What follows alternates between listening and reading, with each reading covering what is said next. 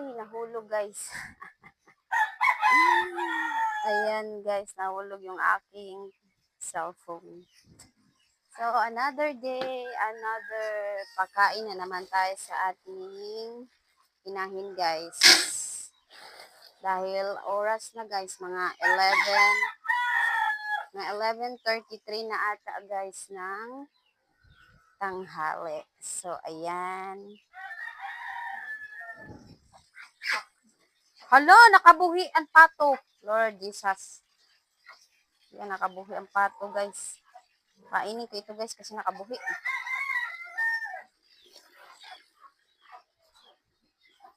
Ah, yay, nakabuhi ka wa. Wow, kunin ko muna guys itong pato guys kasi nakabuhi man siya guys. Agay. Agay. So, ayan guys. Napasok ko na sa kulungan yung pato guys. Tapos, ayan. Pakain lang muna ako sa guys. Hello. Sa inahin. Kasi buntis pa naman yun guys. Baka makunay. Kailangan palagi siya.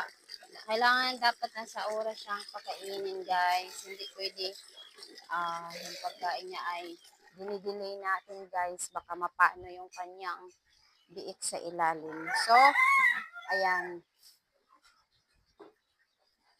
So, ayan guys. Ganito lang talaga ang aking ginagawa araw-araw guys. So, ayan yung aming inahin. Arrange ko muna ito guys kasi Alo! Huy! Kanto! Akala ko ano niya ako guys. Kano na nga to, arin sila ganito ni mo bahog. Buang ko na baboy ko, magis ka sa ilok. Ayun. Yan, papakainin na natin siya guys. Gutom na siya guys. Super gutom na daw siya guys. Oh. Ayan. Ito ang aking buhay palagi dito guys. Sa amin. Tapos magpakain ng mga pato.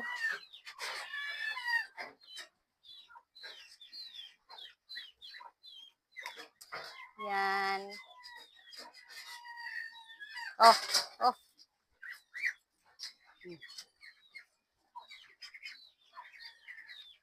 Yan, kasi oras na guys. Yan. Tapos, lalagyan ko ng tubig yung kanilang, guys. Kasi, ang init ngayong panahon. Kailangan meron silang mga sapat na tubig sa kanilang kulungan.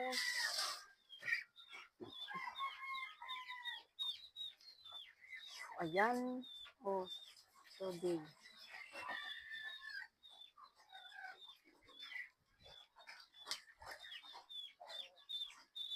So, ayan. So, ayan guys. Tapos, grabe ang bilis na maubos ang kanilang pagkain guys. Grabe ng mga pato.